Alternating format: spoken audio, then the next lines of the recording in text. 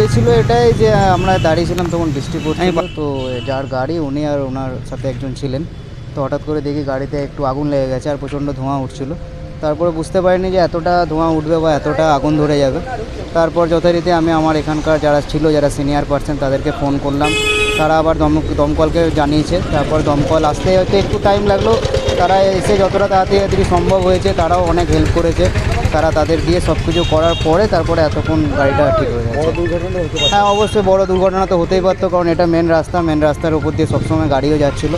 তাই আমরাও চেষ্টা করেছি। এখানকার আরও অনেকে ছিল, অনেক দাদারাও আছে, তারাও অনেক হেল্প করেছে। তারা দমকলকে ফোন করেছে, তাদের জন্য এত তাড়াতাড়ি হয়তো গাড়িটা ঠিক হয়ে গেছে। কী নাম?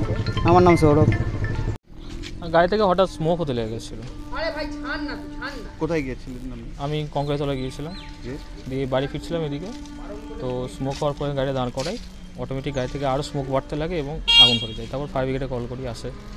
কিছুটা নিজেরাও জল দিয়ে নেভানোর চেষ্টা করেছি। তারপরে এই অবস্থা। একটা আতঙ্কে রয়েছে। সেটা আছে। কীভাবে লাগলো?